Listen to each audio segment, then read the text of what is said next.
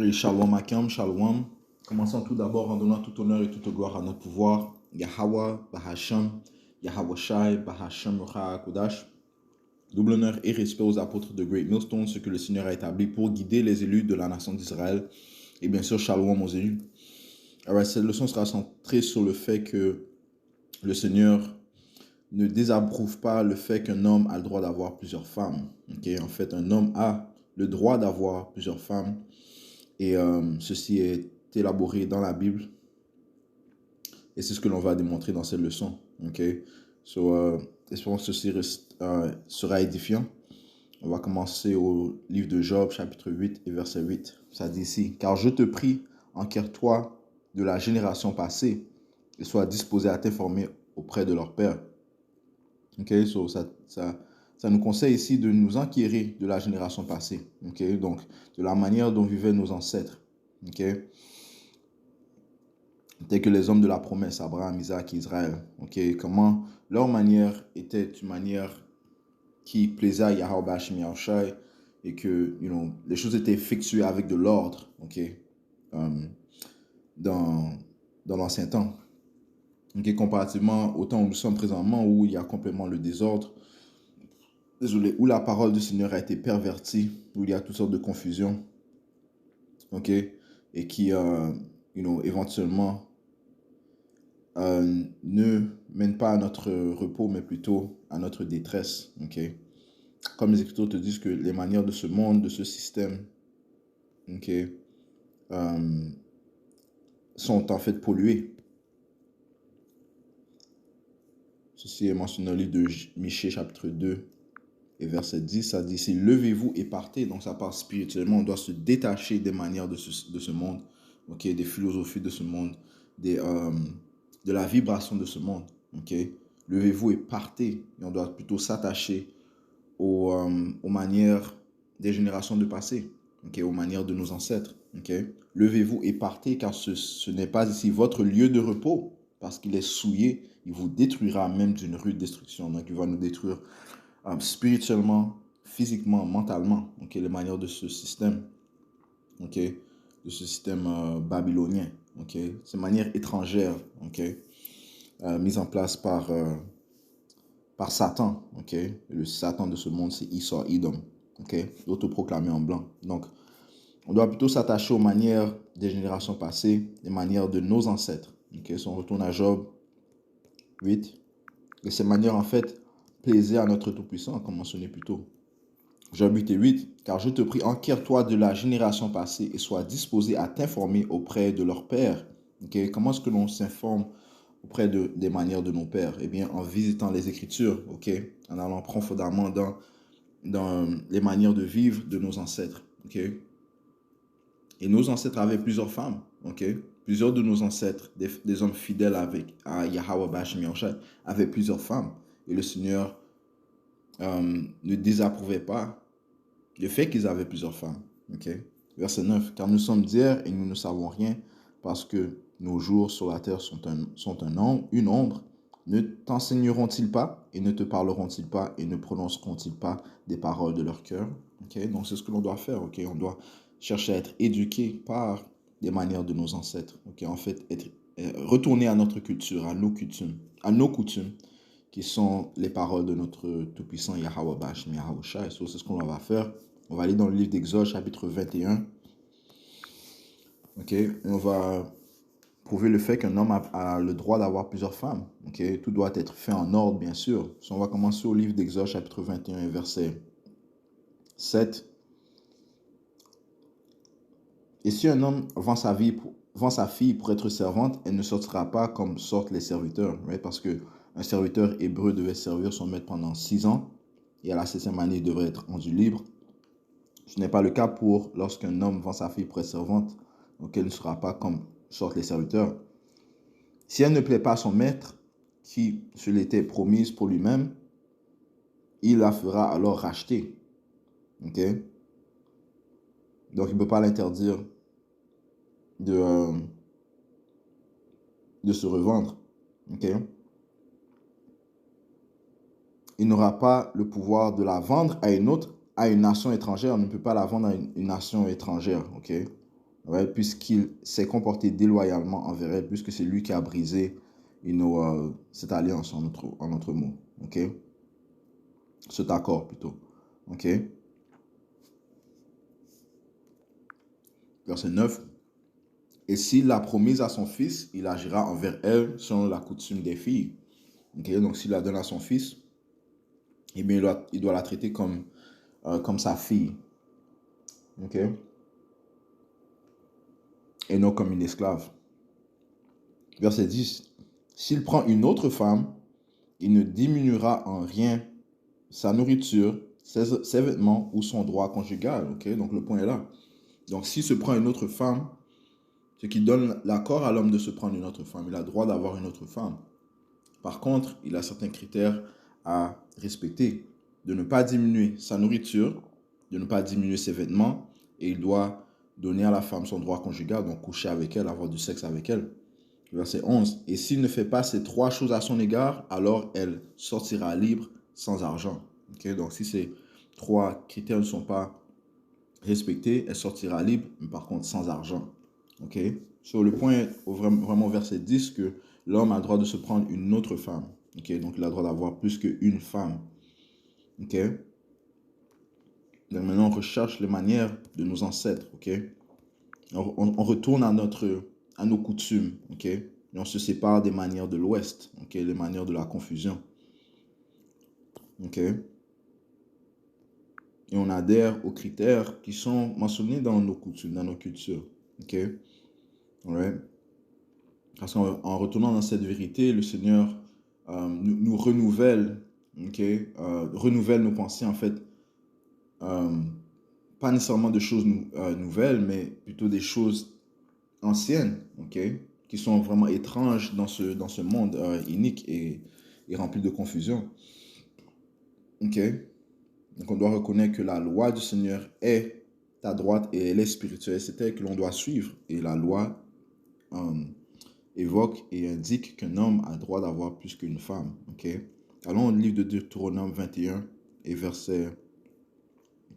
On va commencer au verset 10. Quand tu iras à la guerre contre tes ennemis et que Yahweh Bahasham Yahawashi, ton pouvoir, les aura livrés en tes mains et que tu les auras emmenés captifs, et quand tu verras parmi les captifs une belle femme et que tu la désires et que tu veuilles la prendre pour être ta femme, alors tu l'amèneras dans ta maison et elle rasera sa tête et coupera ses ongles. Okay? Et cette femme, une femme étrangère, lorsqu'on dit que elle sera ta femme, c'est plutôt une concubine. Donc, une femme à un niveau moins élevé que ta femme de ta nation. Okay? Donc, parce que le mariage, c'est vraiment une union entre deux familles. Okay? Et le mariage se fait entre Israélites. Par contre, nous avons le droit d'avoir des femmes ou des concubines, des autres nations qui les rendent inférieures à ta femme de ta nation d'Israël. Okay? Un exemple serait Hagar. Okay? Hagar était la servante égyptienne de Sarah. Okay? Elle était la concubine de Abraham, dont elle porta son enfant, Ishmaël. Okay? Et on va visiter cela si Yahweh Shemyansha le permet. Okay? Ceci est un exemple. Okay? Nous n'avons pas... C'était contre vraiment notre coutume, okay, de se joindre à des familles étrangères. Okay? Lorsqu'on parle de mariage, c'est vraiment se joindre faire une fusion avec deux familles. Mais si tu joins avec une famille étrangère, c'est contre la loi même, parce que tu risques de polluer, d'être pollué toi-même. Okay? Leur manière étrangère risque de te souiller, okay? De souiller ta descendance, okay? Mener à l'idolâtrie, okay? Te faire oublier tes coutumes, les lois, les statuts et commandements, okay? Et c'est ce qui s'est produit réellement avec notre roi Salomon, okay? Encore une fois, on a le droit d'avoir des concubines. Une concubine, c'est une femme inférieure à ta femme de ta nation, la nation d'Israël. Verset 12. Alors tu l'amèneras dans ta maison et elle rasera sa tête et coupera ses ongles. Et elle retirera les vêtements de sa captivité et elle restera dans ta maison et pleurera son père et sa mère un mois durant. Et après cela, tu iras vers elle et tu seras son mari et elle sera ta femme. Verset 14. Il arrivera que si elle ne te plaît plus, tu la laisseras aller où elle voudra. Ok? Mais tu ne la vendras en aucune façon pour de l'argent.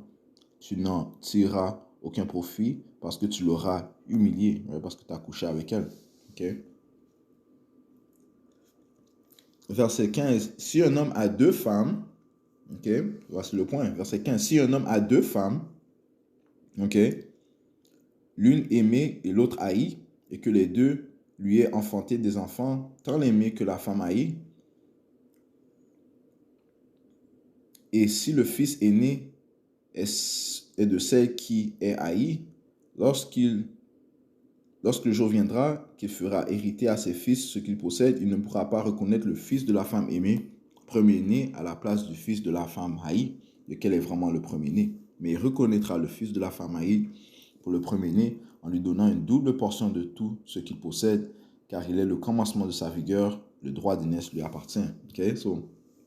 Premier point, c'est que un homme a le droit d'avoir plus qu'une femme, encore une fois. Si un homme a deux femmes, ça c'est mentionné ça au 15e verset. Ça parle aussi de favoritisme, parce que parmi tes femmes, tu en auras des favoris, il y en aura une dont ton esprit vibre mieux avec son esprit, tu t'entends mieux avec elle. Il y en a une autre que, oui, elle peut être belle, mais ton esprit, ou son esprit, est pas vraiment allié avec, quand je dis allié, est pas vraiment, on vibre pas nécessairement mieux qu'avec l'autre femme, so c'est normal d'avoir des favoris. Yahweh Hashem Yahusha a des favoris, Ça parle de David, comment le roi David plutôt est un homme après le cœur du Tout-Puissant, Et ça parle de comment aussi Yahusha, il avait un grand amour envers Jean le révélateur. C'est normal d'avoir des favoris, tout comme c'est normal d'avoir une femme plus favori que l'autre. Par contre, si la femme que tu favorises moins apporte ton premier enfant, c'est à lui que sera donné le droit d'aînesse, même si tu préfères une autre femme dont tu as eu d'autres enfants. Le droit d'aînesse va au premier-né automatiquement.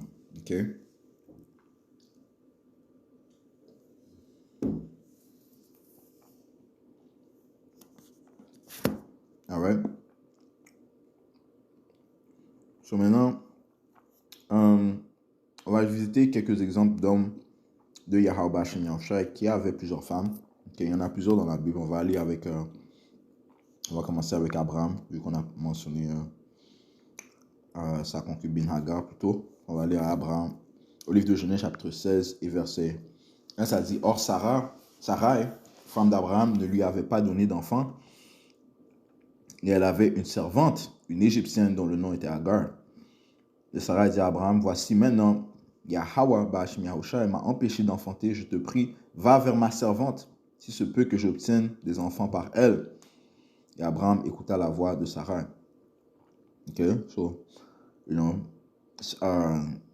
Sarai, la servante de Hagar, et c'est comme ça qu'elle fut adressée. Quand on va au 8e verset, l'ange du Seigneur dit, Hagar, servante de Sarai, d'où viens-tu et où iras-tu? Et elle dit, je m'enfuis de la présence de Sarai, ma maîtresse. Hagar était la concubine de Abraham et la servante, était connue comme une servante, la servante de Sarai, ce qui la rend inférieure à Sarai. De plus, Hagar était d'une autre nation, une nation étrangère, une égyptienne. OK? OK? Verset 2. Et Sarah dit à Abraham, voici maintenant désolé, verset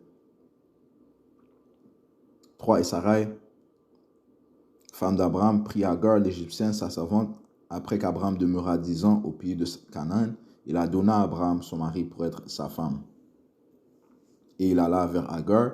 Elle conçut. Lorsqu'elle vit qu'elle avait conçu, sa maîtresse fut méprisée à ses yeux. So, elle a commencé à détester sa maîtresse.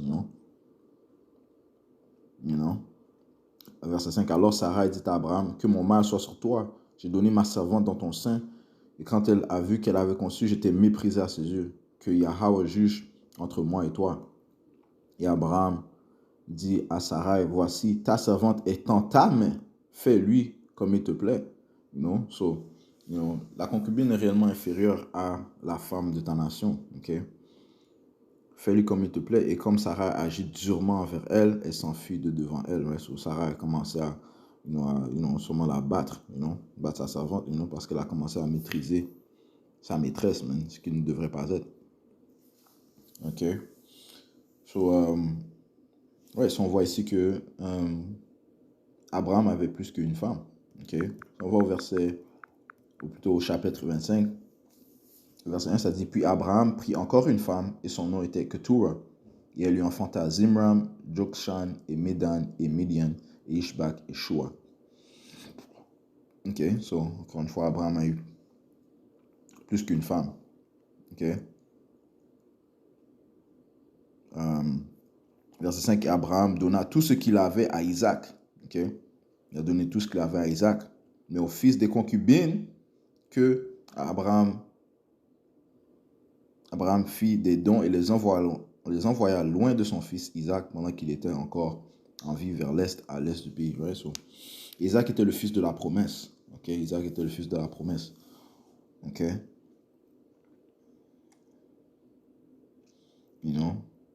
Et on voit une distinction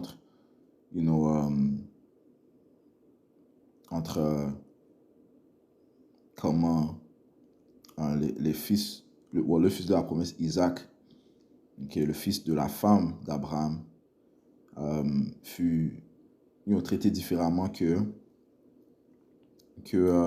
les fils des concubines. Okay? C'est bien mentionné que ce sont des concubines, que les fils des concubines, le Seigneur Abraham les envoie loin, de son fils Isaac. Il a tout donné à son fils Isaac.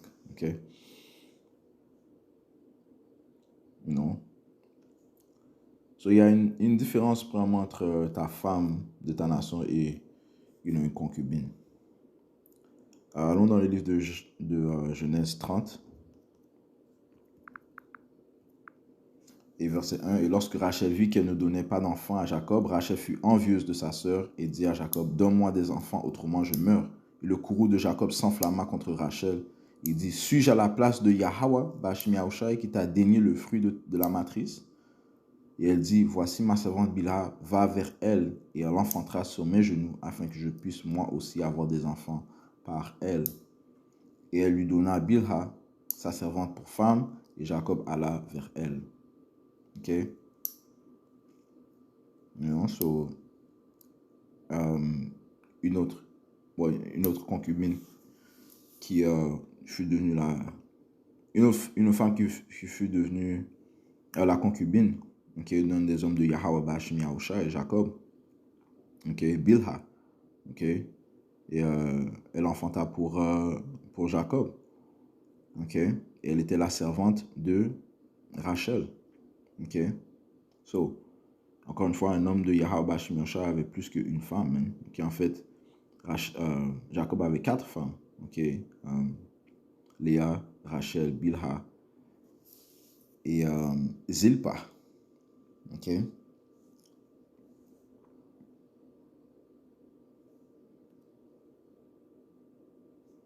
Allons dans le livre de Juges, chapitre 8 et 30, ça dit ici. Et Gideon, un autre homme de Yahweh Bashim Yahushai, engendra 70 fils, car il eut beaucoup de femmes. Est-ce que le Seigneur l'a réprouvé pour avoir puisque une femme? Non. OK.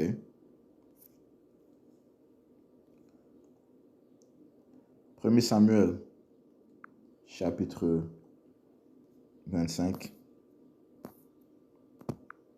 et verset 43, ça dit ici.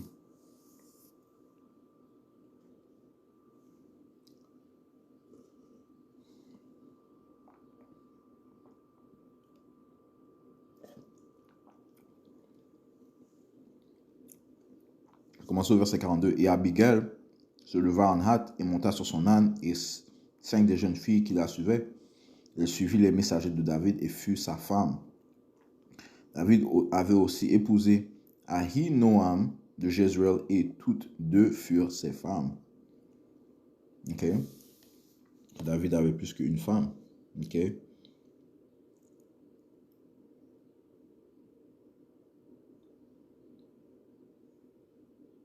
Enfin, avec un autre précepte qu'il a dit qu'il a pris il a pris d'autres femmes de Jérusalem. Ok.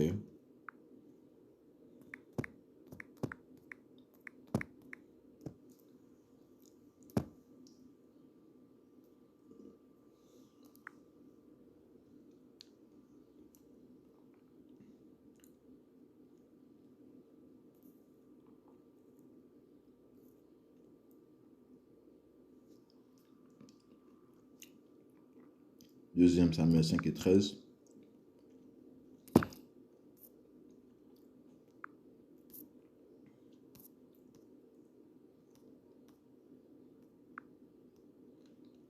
Ça dit ici. Et David prit encore des concubines et des femmes de Jérusalem après qu'il fut venu d'Hébron, et il naquit encore des fils et des filles. Ok. Qu'est-ce que ça dit concernant David? Ok, que c'était un homme après le cœur du Tout-Puissant, après les pensées du Tout-Puissant. Ok. 1 Samuel 13, verset 14, ça dit ici, mais maintenant ton royaume ne subsistera pas. C'est Samuel qui parle à Saul.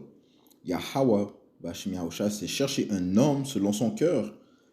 Et Yahweh lui a commandé d'être capitaine sur ton peuple parce que tu n'as pas gardé ce que Yahweh, Bashim t'avait commandé. Ok. Un homme selon son cœur parle de David. Ok. De plus, lorsque David avait commis l'abomination, en commettant l'adultère,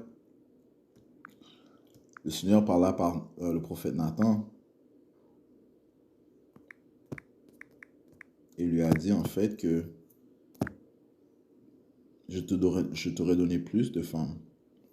Attends, on va prendre ça.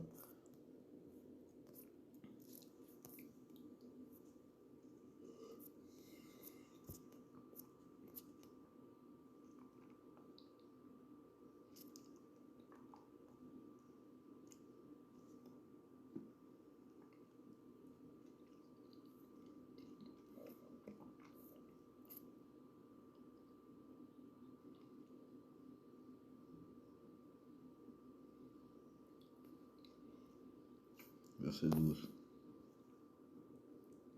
Chapitre 12.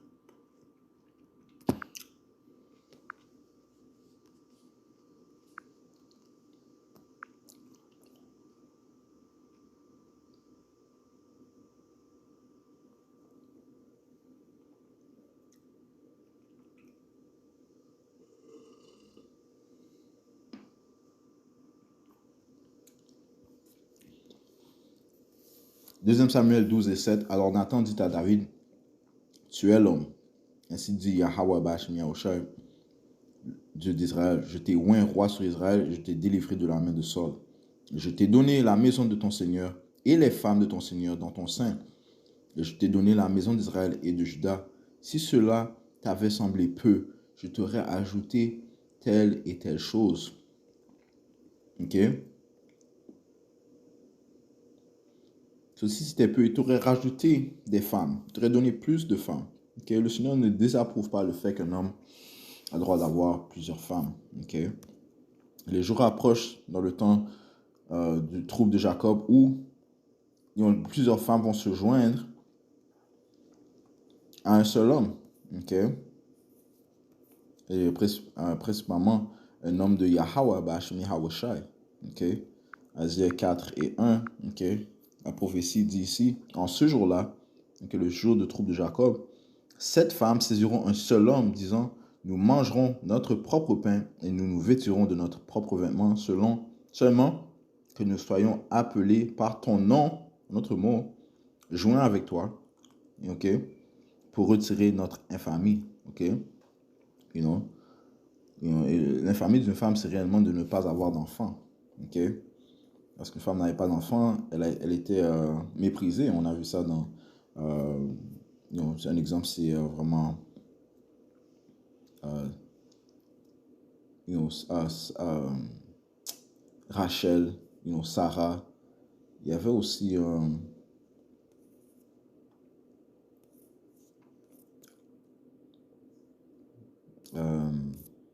Hannah, ok. Il y a d'autres exemples, ok.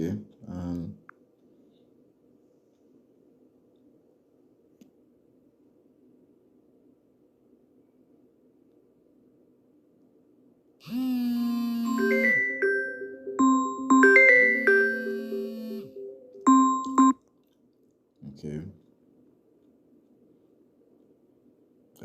1 Samuel 1 et 1. Or, il y avait un certain nombre de Ramathaï Zophim du mont Ephraim, et son nom était Elkanah, le fils de Jéroham, fils d'Elihu, fils de Tohu, fils de Zouphan, un Éphratite. Et il avait 2 femmes. Le nom de l'une était Hannah et le nom de l'autre Pénina. Et Pénina avait des enfants, mais Hannah n'avait pas d'enfants. Right? So, on voit ici que un homme avait le droit d'avoir plusieurs femmes. Et cet homme montait tous les ans de sa ville pour adorer, pour sacrifier à Yahweh Bashmi Yahushai, le Seigneur des armées, à Shiloh. Et les 2 fils d'Élie, Ophni et Phinehas, les prêtres de Yahweh Bashmi Yahushai, étaient là. Et quand il arrivait le moment où Elkanah offrait et donnait des portions à Pénina, sa femme, et à tous les fils et les filles qu'il avait d'elle, mais à Hannah, il donnait une honorable portion, car il aimait Hannah, mais le Seigneur Yahweh Bashmi Yahushai avait fermé son utérus. Et sa rivale la provoquait sévèrement afin de la chagriner parce que Yahweh Bashmi Yahushai avait fermé son utérus. Et ainsi faisait-il chaque année quand elle montait à la maison du Seigneur. Yahweh Bashmi Yahushai et Pénina la provoquaient ainsi, c'est pourquoi Hannah pleurait et ne mangeait pas.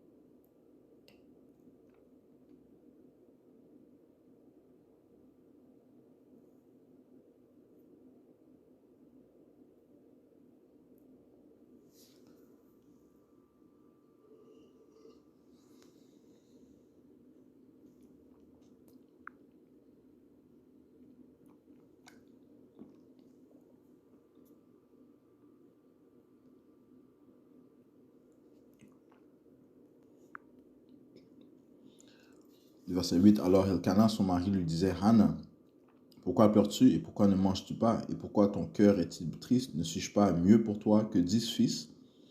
Et Hannah se leva après avoir mangé et bu à Shiloh. Et Élie le prêtre était assis sur un siège près d'un des poteaux du temple de Yahweh Bashmi Yahushai. Et elle avait l'amertume dans l'âme et pria le Seigneur et pleura beaucoup parce qu'elle n'avait pas d'enfant. Et elle fit un vœu. Elle dit, ô Yahweh Bashmi Yahushai, Seigneur des armées, si tu veux expressément regarder l'affliction de ta servante et souviens-toi de moi. N'oublie pas ta servante, mais donne à ta servante un enfant mâle. Alors je le donnerai à Yahweh pour tous les jours de sa vie et le rasoir ne passera pas sur sa tête. Ok? Cela dit de regarder l'affliction de ta servante. Right? So, non, c'est vraiment une affliction pour une femme de ne pas avoir d'enfant. Parce que c'était humiliant pour qu'une femme n'ait pas d'enfant dans l'Ancien Temps. Okay? So, ceci est le livre de Luc 1, verset 7. Et il n'avait pas d'enfant. okay, parlant de Zacharie et Élisabeth, les parents de Jean le Baptiste. Et ils n'avaient pas d'enfants parce qu'Élisabeth était stérile et ils étaient tous deux maintenant bien avancés en âge. Sautons au verset...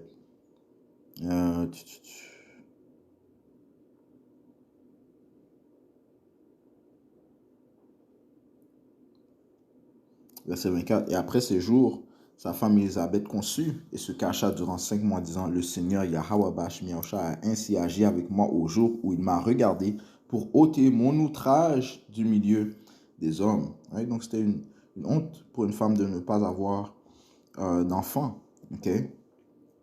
C'était vraiment une grande bénédiction d'avoir un mâle. Okay? So, encore une fois, les jours viendront où les femmes vont s'attacher à un homme de Yahweh Bashmiosha. Okay? Plusieurs femmes. Okay? La prophétie, Asia 4 et 1, comme on vient de lire, le mentionne. Okay?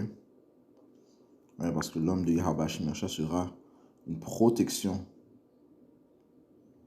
contre les troubles qui vont venir. Asia 32, verset 2. Et un homme sera comme un lieu protégé du vent et un abri contre la tempête, la tribulation, comme des ruisseaux d'eau dans un lieu sec, comme l'ombre d'un grand rocher dans un pays épuisé. Ok? Il y a un autre précepte qui dit que l'homme sera comme l'or d'Ophir. Ok?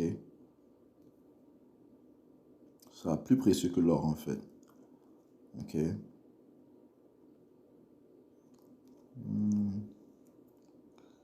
Laisse-moi trouver ça rapidement. On va conclure avec ça.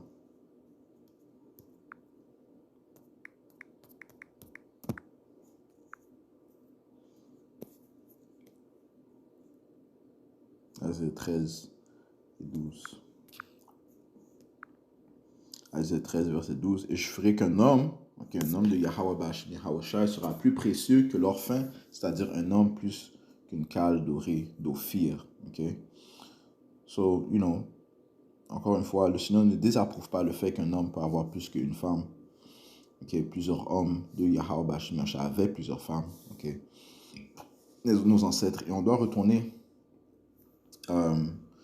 aux manières de penser de nos coutumes. Okay? Et ne pas être offensé par ces manières, parce que ce sont les manières qui sont à droite. Et c'est en fait l'ordre que le Seigneur a établi. Okay? Ça fait partie de l'ordre que le Seigneur a établi. Bien sûr, il y a toujours des critères à respecter lorsque l'on a plus qu'une femme.